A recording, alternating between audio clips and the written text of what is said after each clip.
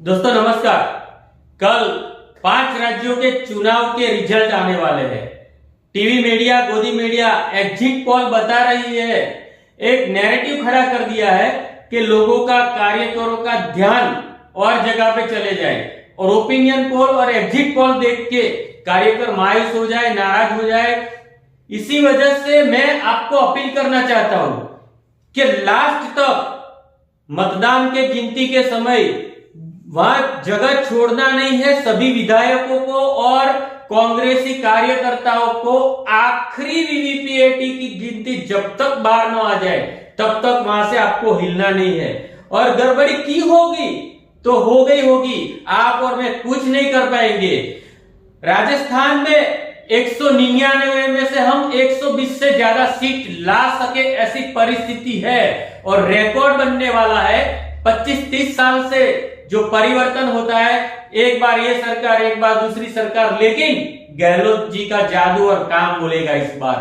मध्य प्रदेश की बात करें, कमलनाथ जी ने कल बताया कि कार्यकर्ता सावधान हो जाए, ये नैरेटिव से सावधान हो जाए मीडिया के, क्योंकि कुछ बहुत बड़ी चैनल का एक स्टिंग भी बाहर आ गया था परसों। तो दोस्तों समझना जरूरी है, आपको जगह नहीं छोड़ना है। हम जीतने वाले हैं। राहुल जी ने जो भारत जोड़ो यात्रा की, उसकी वजह से पूरा देश में एक परिवर्तन होने जा रहा है। छत्तीसगढ़ में भी ये लोगों ने महादेव ऐप के माध्यम से हमारे मुख्यमंत्री बघेल जी को लास्ट टाइम तक जो ईडी और सीबीआई की रेड के दायरे में आने की कोशिश की, लाने की, लेकिन सफल नहीं हुए और वो भी जो उसका षड्यंत्र था वो खुला पड़ गया। और महादेव ऐप का जो इश्यू चुनाव के टाइम पे लाने का एक ही मकसद था कि छत्तीसगढ़ में कांग्रेस की सरकार न आए, लेकिन वो भी सफल नहीं होने वाले। तेलंगाना में तो सबको मालूम है कि राहुल जी और प्रियंका गांधी का जो स्टीम रोल है वो घूमने वाला है। और मेघालय की बात करें तो मेघालय के मुख्यमंत्री ने बता दिया कि मोदी की जो भी सभा होगी मैं वहां जाने वाला नहीं हूं। मतलब मोदी जी वहां गए भी नहीं, हमारे राहुल जी वहां गए, वहां भी हम अच्छा रिजल्ट आने की संभावना देख रहे हैं। तो दोस्तों मायूस नहीं होना है, रिजल्ट आने वाला है हमारी फेवर में। और इतना हमें काम जो किया है उससे 2 गुना काम 2024 की लोकसभा से पहले हमें करना पड़ेगा। पूरे देश में परिवर्तित होने वाला है और युवा जागरूक हो चुका है आज का। तो हमें उम्मीद है राहुल जी के पद पे हम भी डरो मत, लड़ो, ये सूत्र साकार करके निकल पड़े। लेकिन दोस्तों मेरी ये ईवीएम और वीवीपीएटी में मैनिपुलेशन कैसे हो सकता है, बहुत सारे लोगों ने देखा। 10 लाख से ज्यादा लोगों ने फेसबुक पर मेरे अकाउंट से देखा और फेसबुक ने मेरी वीडियो बैन कर दी। और 10 लाख से ज्यादा लोगों ने एक दूसरे बंदे के फेसबुक अकाउंट से लाइव किया था, वो भी देखा है। और यूट्यूब में मेरी ये वीडियो ने 1,63,000 से ज्यादा लोगों ने देखी है। ये लॉजिक आपको समझना है। और 2024 लोकसभा का चुनाव आने से पहले हमें ईवीएम को हटाने के लिए फिर से निकलना पड़ेगा। अतुल पटेल का वंदे स्वराज, ये वीडियो दोस्तों देखें तो आपको भी पता चल जाएगा। हम चाहे कितना भी चौकी पहरा ईवीएम मशीनों का करें, लेकिन गड़बड़ी तो जब मतदान होता है तब भी हो सकती है। साथ हमारे कौन चलेगा, साथ हमारे। वो अतुल पटेल गांधी और सरदार के गुजरात से। कर्नाटक जीतने के बाद कांग्रेस और सभी विपक्षी पार्टी ईवीएम को अंडर एस्टिमेट कर रही है। सबसे पहले हाथ जोड़ के मैं विनती करता हूं कि लोकतंत्र के लिए ये वीडियो पूरी देखना। और दोस्तों मेरी ये वीडियो जितना हो सके उतना जल्द सुप्रीम कोर्ट के हमारे लीडर वकील है प्रशांत भूषण जी, वहां तक पहुंचाई जाए, कहीं देरी ना हो जाए। नहीं तो समझो आखिरी चुनाव होगा हमारे देश में ये प्रधान सेवक के माध्यम से। दोस्तों पिछले दिनों सुप्रीम कोर्ट ने ईवीएम के खिलाफ जो पीएलआ की है श्री प्रशांत भूषण जी ने, उसे संज्ञान में लिया है और चुनाव पंच को भी अपना पक्ष रखने को कहा है। पिछले दिनों एडीआर मतलब एसोसिएशन डेमोक्रेटिक रिफॉर्म के माध्यम से सभी विपक्षी दलों की मांग के लिए निडर वकील श्री प्रशांत भूषण जी डरे बिना लड़ रहे हैं।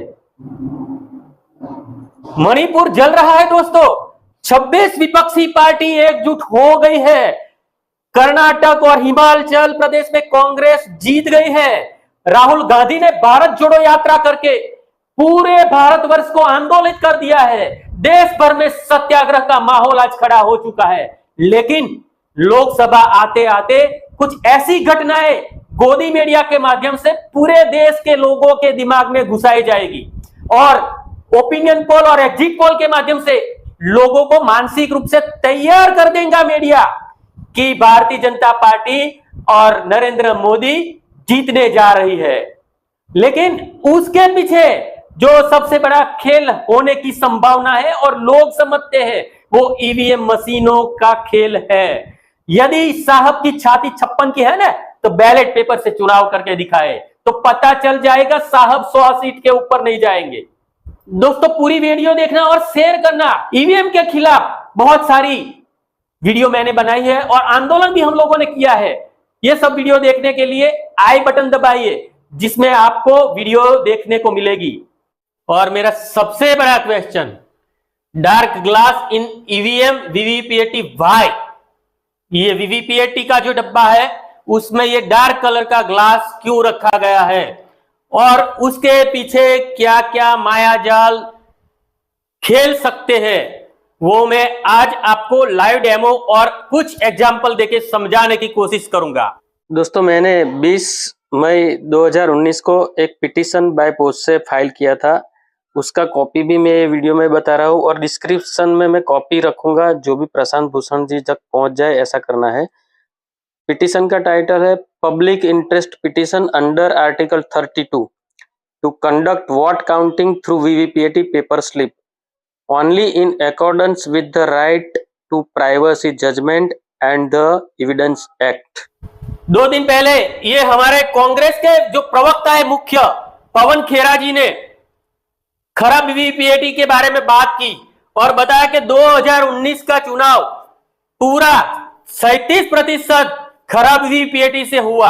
हम लोग तो बहुत साल से बोल रहे हैं कि वीवीपीएटी में भी गड़बड़ी हो सकती है, तब आप लोग क्या कर रहे थे? पूरे कांग्रेस के कार्यकर्ता आज पूरे हिंदुस्तान में मायूस हो चुके हैं। लेकिन ये सब नहीं हो तो आपको ये इसमें ध्यान रखना पड़ेगा। ये मायाजाल है डब्बे की, इसमें ध्यान रखना पड़ेगा। ये वीवीपीएटी का M3 मॉडल है। पहले ट्रांसपेरेंट ग्लास था ऐसा, बाद में डार्क ग्लास कर दिया ये लोगों ने, मिरर ग्लास। ये हमारे यहाँ चुनाव हुआ था वो टाइम की फोटो है और इसके अंदर आप देख सकते हो रिफ्लेक्शन आ रहा है, मतलब ये मिरर जैसा ग्लास है। मैं अभी आपको बता रहा हूं कि वो मायाजाल क्या है। दोस्तों ये डार्क ग्लास कैसे काम करता है, डार्क ग्लास के पीछे क्या हो रहा है किसी को पता नहीं चलता। सिर्फ अंदर लाइट होती है ना, तभी आपको पता चलता है कि भाई वोट का पंजा का निशान या कमल का या कोई भी निशान आपको दिखाया जाता है। ये मैं आपको लाइव डेमो करके बताता हूँ। सही में लाइट की जरूरत क्या है? ट्रांसपेरेंट ग्लास हो तो वीवीपीएटी में लाइट की जरूरत क्या? लेकिन यही सब मेरा सबसे बड़ा क्वेश्चन मार्क है, अंदर लाइट क्यों, अंदर घड़ी क्यों और डार्क ग्लास क्यों? तो अब हम देखते हैं। दोस्तों मैं आपको ये ओवन के अंदर बताता हूं। अभी आप देख सकोगे कि ओवन के अंदर आपको कुछ दिखता नहीं है, लेकिन मैं लाइट ऑन करता हूं।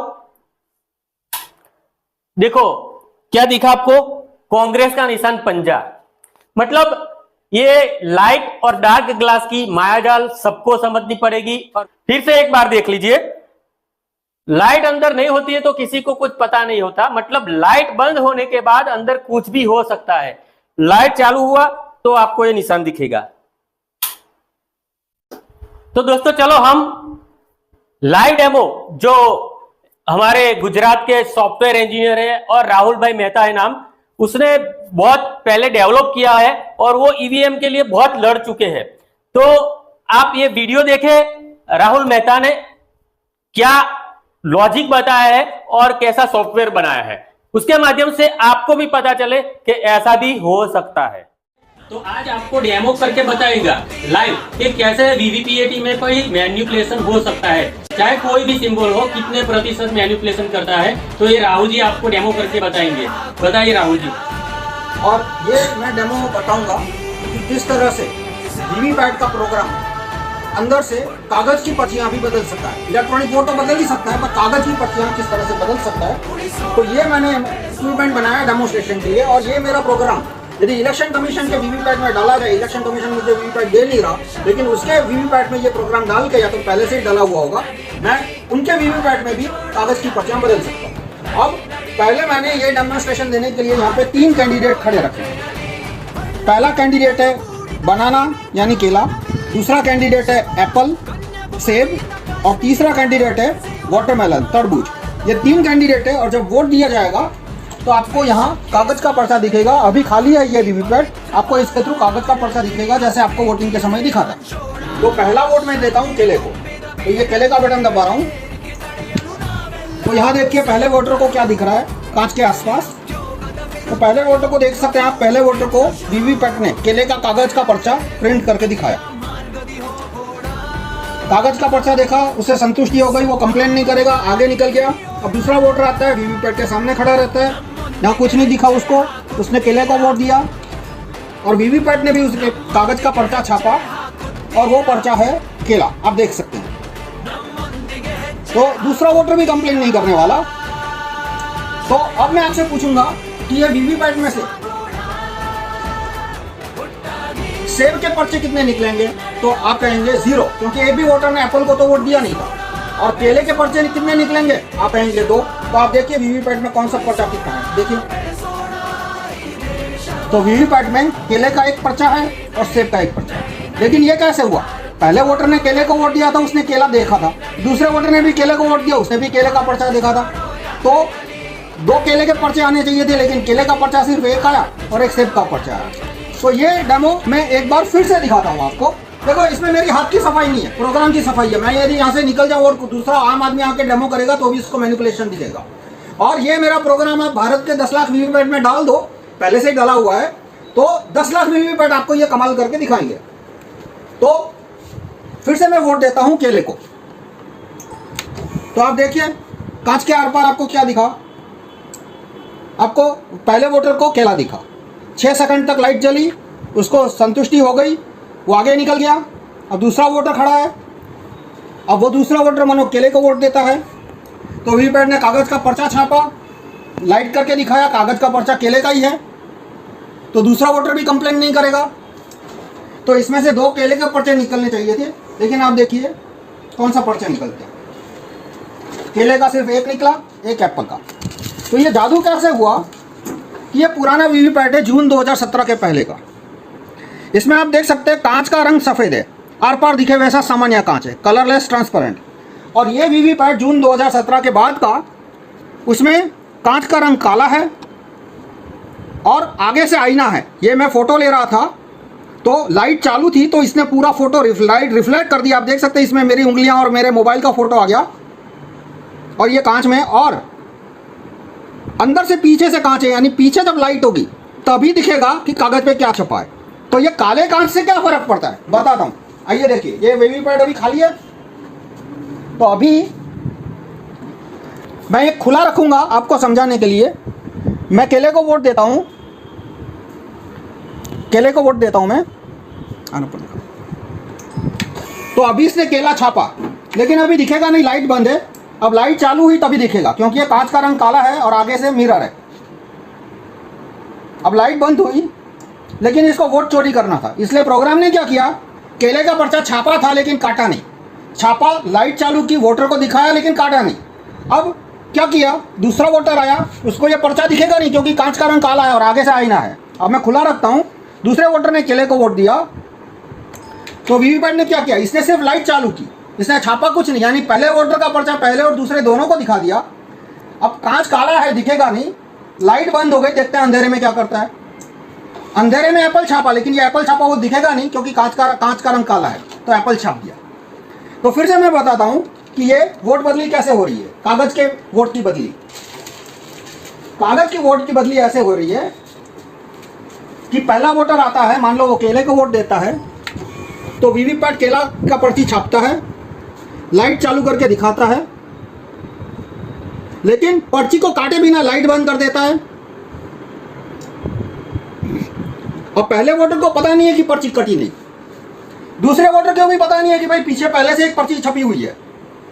अब दूसरा वोटर मानो केले को वोट देता है, तो वीवीपैट क्या करता है, सिर्फ लाइट चालू करके दिखा देता है। तो लाइट चालू की तो कांच के आर पार केले की पर्ची दिखी। अब लाइट बंद हो जाएगी, बंद हो गई लाइट, अंधेरा है तो अंधेरे में क्या हो रहा है, किसी को दिखेगा नहीं, अंधेरे में उसने एप्पल की पर्ची छाप दी। लेकिन ये एप्पल की पर्ची छापी वो दिखेगा नहीं, क्योंकि कांच का रंग काला है। अतुलभाई છે, આ વખતે અતુલભાઈ તમે તરબૂચને વોટ આપો। હા, હવે જો અહીંયા શું છપાઈને દેખાય છે, અતુલભાઈ આપ જુઓ શું દેખાય છે। તરબૂચ દેખાયું। હા બરાબર, તરબૂચ આ તરબૂચ દેખાય છે, થોડુંક આકૃતિ એ પ્રકારની છે પણ લખ્યું છે તરબૂચ। હા, માથું નીચું રાખ દે। અને હવે હું તરબૂચને વોટ આપું છું, હું બીજો વોટર છું, અચ્છા, તો હું તરબૂચને વોટ આપું છું। તો આપ જુઓ મને શું દેખાય છે, મને પણ આણે તરબૂચ બતાવ્યું। બિલકુલ તરબૂચ જ છે। હા। હા, બરાબર, પણ અંદરથી વોટ શું નીકળે છે, આપણે એમ માનીએ કે બે તરબૂચ નીકળવાના છે, પણ જુઓ એક તરબૂચનો વોટ હા, હા। ચોરી અને એક એપલમાં નાખી દીધો। આ જો નજરની સામે। बराबर, नजर मारी सामे ज, અને મને खबर केम न। तो अब इससे जुड़े काफी सारे वाजिब प्रश्न आएंगे कि मॉकपोल कैसे पास हो गया, क्योंकि इसके अंदर क्लॉक होती है, ईवीएम के अंदर क्लॉक होती है। तो प्रोग्राम को बोल दिया था कि भाई वोटिंग 30 अक्टूबर 2021 को है, यानी 30/2021 तक जितना टेस्टिंग होगा, फर्स्ट लाइन चेकिंग होगा, फर्स्ट लेवल चेकिंग होगा, मॉकपोल होगा, उसमें ये ईमानदारी से काम करेगा। प्रोग्राम को ये भी पता है कि 30 अक्टूबर को पहला राउंड 8 बजे मॉकपोल है, तो पहले राउंड में भी ईमानदारी से काम करेगा, और सेकंड राउंड में 50-100 वोट के बाद वो वोट बदली शुरू करेगा। अब इसको कैसे पता चलेगा कि कौन से कैंडिडेट को एक्स्ट्रा वोट देना है, एप्पल को, तरबूज को, क्योंकि ईवीएम तो एक हफ्ता मतलब 1 साल पहले मैन्युफैक्चर हुआ, चुनाव के 1 साल 10 साल पहले मैन्युफैक्चर हुआ। तो इसमें ऐसा होता है, एक प्रश्न जिसको वीवीपैट इलेक्शन कमीशन ने कभी जवाब नहीं दिया, लोगों ने पूछा नहीं, ये भी प्रॉब्लम है कि भाई वीवीपैट 1 साल पहले मैन्युफैक्चर हुआ, और चुनाव में कौन कैंडिडेट 1 नंबर पे है, 2 नंबर पे उसका सिंबल क्या है, वो डिसाइड होता है चुनाव के 15 दिन पहले। तो वीवीपैट को कैसे पता चल जाता है कि कैंडिडेट नंबर 1 कौन है, 2 कौन है, 3 कौन है। तो वीवीपैट में एक फाइल अपलोड की जाती है, उस फाइल का नाम क्या है वो भी इलेक्शन कमीशन ने आज तक किसी को बताया नहीं। उस फाइल का नाम जो मैंने अनऑफिशियल सोर्सेस से पता लगा, उसको कहते हैं कैंडिडेट फाइल, CF, या कैंडिडेट सिंबल फाइल, CSF। तो वो जो CSF वीवीपैट में अपलोड होती है चुनाव से 15 दिन पहले, वो CSF बनती कहाँ है, वो एक सर्वर में बनती है जिसको CSF सर्वर कहते हैं। वो सर्वर दिल्ली में है या बेंगलोर में है, हैदराबाद में, मुझे पता नहीं है। तो क्योंकि इलेक्शन कमीशन ने कहीं पब्लिश नहीं किया कहाँ है, अब वो CSF का सर्वर है, वो उस फाइल में कमांड डाल देता है, पैरामीटर डाल देता है कि भाई चुनाव की तारीख 30 अक्टूबर 2021 को है। तो 30 अक्टूबर 2021 10 बजे तक ईमानदारी से काम करना, पहले राउंड में भी ईमानदारी से काम करना, सेकंड राउंड में 50 वोट के बाद इसमें कैंडिडेट नंबर 2 को एक्स्ट्रा वोट देना, 2 यानी एप्पल।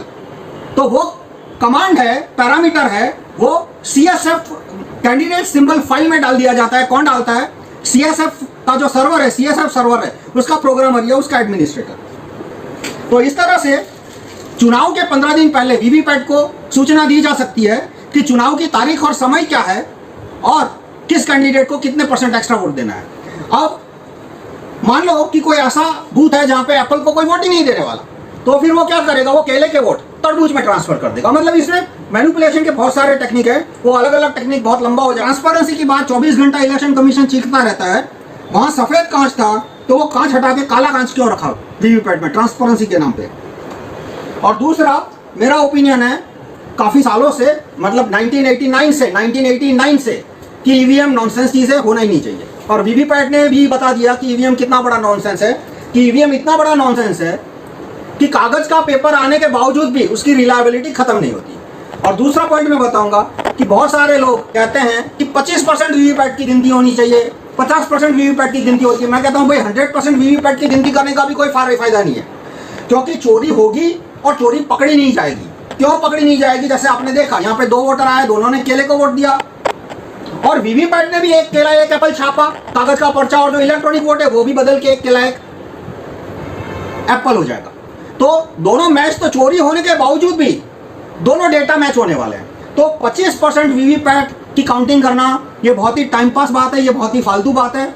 आप वीवीपैट ईवीएम पूरा सिस्टम हटाने को सपोर्ट कीजिए और काले कांच को हटाने की बात मैं क्यों करता हूं, क्योंकि जो वीवीपैट के समर्थक है वो आपको इस बात में भी सहयोग नहीं देंगे कि काला कांच हटा के सफेद रखना चाहिए, तो इस पॉइंट पे भी वो एक्सपोज हो सकते हैं। तो मैं समराइज करूंगा कि इलेक्शन कमीशन ने जो कांच का रंग बदला सफेद से काला, उससे क्या हुआ कि अंदर का प्रोग्राम यदि कागज का पर्चा मैनिपुलेट करता है, प्रिंटिंग मैनिपुलेट करता है, तो वोटर को पता नहीं चलेगा, बूथ के अंदर ही मैनिपुलेशन हो रहा है 10 लाख वीवीपैट के अंदर, और वोटर को दिखेगा भी नहीं। तो और ये कैसे होता है कि जब लाइट चालू होती है तभी अंदर का पर्चा दिखता है, तो जब 2 वोटर आते हैं, दोनों ने केले को वोट दिया, तब मैनिपुलेशन होगा। और आखिरी सवाल कि मान लो केले के बाद तरबूज को वोट दिया होता तो वोट मैनिपुलेशन नहीं होता, लेकिन एक बूथ में 800 वोटर होते हैं, तो कंटिन्यूटी 20-25% तो ऐसे ही आ जाएगी। और एक फैमिली के लोग यदि एक साथ जाते हैं, 4 लोग जाते हैं, और मान लो चारों ने केले को वोट दिया, तो पहले वोटर का छपा हुआ केला वो पहले, दूसरे, तीसरे, चौथे, चारों वोटर को बता के 3 एप्पल छाप देगा। तो इस तरह से कंटिन्यूटी जहां होगी वही मेरा प्रोग्राम चोरी कर पाएगा। और आखिरी सवाल कि सफेद कांच रखने से फर्क पड़ेगा नहीं पड़ेगा, अब क्योंकि अब नई टेक्नोलॉजी आ गई है जिसको ट्रांसपेरेंट एलईडी बोलते हैं, आप गूगल कीजिएगा। ट्रांसपेरेंट एलईडी आने के बाद सफेद कांच होने के बावजूद भी मैनिपुलेशन किया जा सकता है। तो मैं आपसे रिक्वेस्ट करूंगा कि आप ईवीएम हटाओ मूवमेंट को सहयोग दें, सड़क पे आना और इसको आगे, आंदोलन को आगे बढ़ाना। दूसरा, भारत में जो असेंबली है, विधानसभा, उसके पास भी पावर है, कॉन्स्टिट्यूशन में लिखा है, मैं आर्टिकल नंबर भूल गया, लेकिन कॉन्स्टिट्यूशन में लिखा है कि विधानसभा अपने राज्य में चुनाव कैसा होगा उसके बारे में चुनाव आयोग को निर्देश दे सकती है। तो केंद्र सरकार जब करे तब करे, इलेक्शन कमीशन जब करे तब करे, लेकिन आप अपने एमएलए को और मुख्यमंत्री को भी कह सकते हैं कि भाई हमारे राज्य में चुनाव आ रहे हैं, हमें ईवीएम नहीं चाहिए, आप विधानसभा में प्रस्ताव पारित करो, कानून पारित करो कि हमारे राज्य में जितने भी चुनाव होंगे उसमें इलेक्शन कमीशन ईवीएम यूज नहीं करेगा, पेपर बैलेट यूज करेगा। देखो मित्रों, बाकी बात तो आप बता ही सकते हो, लोग अक्सर सबूत मांगते हैं, तो सबूत में ऐसा है कि वीवीपैट का कोड, वीवीपैट खोलने के बाद, मैं रॉम रीडर के अंदर कोड चेक करने के बाद सारे सबूत आ जाएंगे, पर उतनी देर नहीं है। आप तो ये सबूत तो आप अपनी आंखों के सामने दे सकते हो कि जून 2017 से पहले वीवीपैट में कांच सफेद था और जून 2017 के बाद वीवीपैट का कांच काला कर दिया। तो इतना तो आप समझ सकते हो ना कि कांच का रंग काला करने के पीछे कोई सफेद नियत नहीं होती। अक्सर लोग, खास करके यंगस्टर्स, तो काले रंग का गॉगल्स पहनते हैं, ठीक है, आपको पता है ना कि आपकी आंख कहां देख रही है वो दिखे नहीं। खैर, पर्सनल लाइफ में ज्यादा नहीं जानना चाहता, पर इसके पीछे भी यही है कि काला कांच क्यों लगाया, ताकि कांच के पीछे क्या है, कागज क्या है, कागज पे क्या छपा है वो दिखे नहीं। उसके सिवा मैं एक टेक्निकल आदमी हूं, मैं आपको बता सकता हूं कि कांच का रंग बदलने के पीछे कोई साइंटिफिक रीजन पॉसिबल ही नहीं है। फिर वो बहुत ज्ञानी लोग हैं, आपको कुछ ना कुछ उल्ट पटांग रीजन बता देंगे, पूछ लेना उनसे और मुझे बताना क्या रीजन है, मैं बताऊंगा अपना रीजन कितना वाहियात है। पर काले कांच के पीछे कोई सफेद नियत नहीं होती, तो उनकी नियत क्या है ये कांच के रंग से पता लग जाती है। धन्यवाद। राहुल भाई, आपने बहुत बढ़िया बताया। सीधे साधे लोग, जो भी यूथ लोग हैं, वो लोगों को भी पता चल जाएगा, जो लोग को बहुत डिटेल नॉलेज नहीं है वो लोग भी समझ पाएंगे कि मैनिपुलेशन हो सकता है। तो कृपया करके ये राहुल भाई ने जो भी मेहनत की है, देश के लिए मेहनत की है, तो ये वीडियो पूरे देश में, पूरे विदेशों में पहुंचनी चाहिए, जिससे लोगों को पता चले और अवेयरनेस आए। चाहे पॉलिटिकल पार्टी में अवेयरनेस आए नहीं है, लेकिन हमारा फर्ज बनता है लोकतंत्र को बचाने के लिए, ट्रांसपेरेंट इलेक्शन के लिए ईवीएम हटाना। राहुल जी धन्यवाद, आपने बहुत बढ़िया जानकारी दी जो सामान्य लोगों के दिमाग में नहीं घुसती थी, लेकिन आपने जो ये डेमो बताया बहुत बढ़िया है और हम पूरी कोशिश करेंगे। लेकिन दोस्तों, हमारा यूट्यूब चैनल सत्याग्रह सब्सक्राइब करना भी जरूरी है, क्योंकि हम सर कफन बांध के लड़ते हैं सरकार के सामने, तो आपको सपोर्ट देना जरूरी है। डरो मत, लड़ो, राहुल गांधी के मार्ग पे हम सब चलेंगे आने वाले दिनों में। बोलो साथ हमारे कौन चलेगा।